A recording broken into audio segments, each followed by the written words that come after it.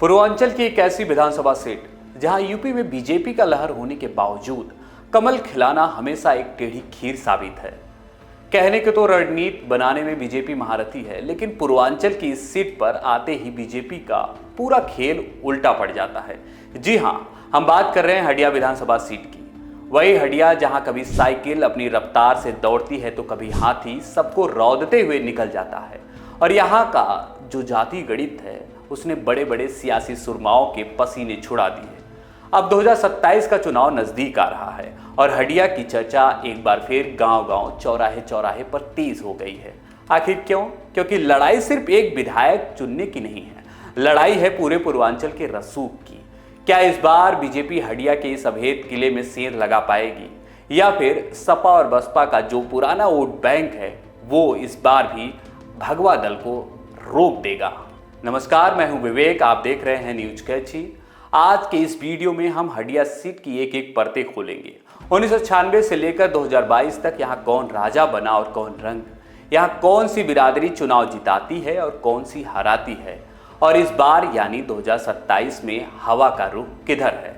सबसे पहले ये समझिए कि हडिया का पूरा भूगोल और माहौल क्या है। हडिया विधानसभा सीट भले ही प्रयागराज जिले में आती है, लेकिन जब लोकसभा चुनाव होता है तो ये भदोही लोकसभा का हिस्सा बन जाती है। ये पूरा इलाका ठेठ देहाती और ग्रामीण है। यहाँ एसी कमरों में बैठकर हवा हवाई राजनीति नहीं होती। यहाँ का चुनाव तो गांव की पगडंडियों, खेतों के मेड़ों, सुख दुख में खड़े रहने वाले उम्मीदवारों के चेहरे पर लड़ा जाता है। वोटरों की संख्या देखें तो इस सीट पर करीब 4 लाख से ज्यादा वोटर हैं, जो किसी भी नेता की किस्मत बनाने और बिगाड़ने के लिए काफी हैं। अब आते हैं हडिया के उस असली पेज पर जिसके बिना यहाँ की राजनीति अधूरी है, यानी यहाँ का जाति समीकरण।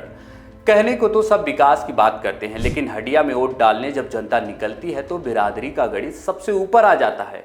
यहाँ सबसे बड़ा सिक्का चलता है ओबीसी और दलित वोटरों का।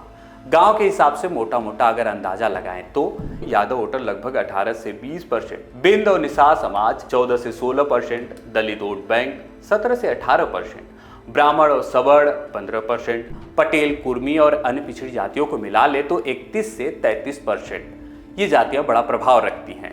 हडिया में किसी एक जात या लहर के भरोसे चुनाव नहीं जीता जा सकता, क्योंकि यहाँ का पारंपरिक वोट बैंक आपस में बढ़ जाता है। ऐसे में बिंद, निषाद और गैर यादव ओबीसी वोटर ही असली किंग मेकर बनते हैं। यही वजह है कि जो भी दल इन पिछड़ी जातियों को अपने पाले में लाने में कामयाब होता है, जीत उसी की होती है। आइए अब नजर डालते हैं पिछले 30 सालों के इतिहास पर, जिससे तस्वीर आपके लिए और साफ हो जाएगी। साल 1996 राम मंदिर आंदोलन के दौर में बीजेपी के राकेश त्रिपाठी यहां से जीतते हैं। उन्हें करीब 64,000 वोट मिलते हैं, लेकिन इसके बाद बीजेपी के लिए राह मुश्किल होती जाती है। साल 2002 समाजवादी पार्टी के महेश नारायण सिंह ने बाजी मारी और करीब 73,000 वोट हासिल करते हैं। साल 2007 में मायावती के सबके साथ जोड़ने वाले फार्मूले के दौर में राकेश त्रिपाठी ने बसपा से टिकट की वापसी करते हैं और 62,151 वोट पाकर शानदार जीत दर्ज करते हैं। साल 2012 में सपा की आधी में महेश नारायण सिंह फिर से 88,475 वोट से जीतते हैं। साल 2017 पूरे यूपी में प्रचंड मोदी लहर थी, लेकिन हडिया ने हवा का रुख मोड़ते हुए बसपा के हाकिमलाल बिंद को 72,446 वोट देकर जिताया और बीजेपी देखती रह गई। साल 2022 अब यहाँ का असली खेल समझिए। जो हाकिमलाल बिंद पिछले चुनाव में यानी 2017 में बसपा के टिकट पर जीते थे, उन्होंने 2022 का चुनाव आते आते पाला बदल लिया और समाजवादी पार्टी का दामन थाम लिया। साइकिल के सिंबल पर चुनाव लड़े और उन्होंने एनडीए के उम्मीदवार प्रशांत सिंह राहुल को एक बहुत ही कांटेदार मुकाबले में सिर्फ 3,543 वोटों से हरा दिया। यहाँ भी बीजेपी देखती रह जाती है। अब बड़ा सवाल है, बीजेपी यहाँ बार बार क्यों फंस जाती है? इसके 4 मुख्य कारण हैं। पहला, जाति गोलबंदी। यहाँ यादव और बिंद, निषाद वोटर एकजुट होकर सपा या बसपा की तरफ झुक जाते हैं, जिससे बीजेपी का कोर वोटर कम पड़ जाता है। दूसरा, दल बदलू उम्मीदवार और लोकल चेहरा। यहाँ की जनता पार्टी से ज्यादा स्थानीय चेहरों को तवज्जो देती है। हाकिमलाल बिंद का पाला बदलना इसका सबसे बड़ा उदाहरण है। तीसरा है बसपा का वोटर। भले ही पूरे यूपी में बसपा कमजोर हुई है, लेकिन हडिया में उसका कैडर वोट आज भी मौजूद है जो खेल बिगाड़ देता है।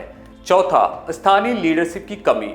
लोकसभा चुनाव में तो यहां बीजेपी को वोट देते हैं, लेकिन विधानसभा आते आते बीजेपी के पास कोई बड़ा स्थानीय चेहरा नहीं उभर पाता। तो फिर 2027 के रण में क्या होने वाला है? 2024 के लोकसभा चुनाव के बाद यूपी की सियासत बदल चुकी है। एक तरफ बीजेपी अपने गैर यादव ओबीसी वोटों को वापस समेटने में लगी है, वहीं दूसरी तरफ अखिलेश यादव का पीडीए फार्मूला जमीन पर काम कर रहा है। अगर 2027 में बीजेपी निषाद, बिंद, सवर्ण और महिला वोटर का एक मजबूत गठबंधन जमीन पर उतार देती है तो यहाँ इतिहास बदल सकता है। लेकिन अगर सपा ने अपना ओबीसी, जिसमें यादव और बिंद सम्मिलित हैं, समीकरण बचाए रखती है तो बीजेपी के लिए राह मुश्किल होगी। तो लबुलुआब यह है कि क्या 31 साल बाद हडिया फिर से सीधे तौर पर कमल खिलेगा? क्या सपा अपने यह मजबूत किला बचा पाएगी या फिर बसपा त्रिकोणीय मुकाबले में बाजी मार ले जाएगी? हडिया का यह चुनाव सिर्फ एक सीट का नतीजा नहीं तय करता, बल्कि यह बताएगा कि पूर्वांचल पिछड़े समाज का मूड किस तरफ है।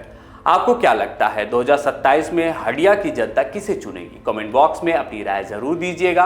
वीडियो अच्छा लगा हो तो लाइक, शेयर, सब्सक्राइब करना ना भूलिए। देखते रहिए न्यूज कैची। मैं हूं विवेक।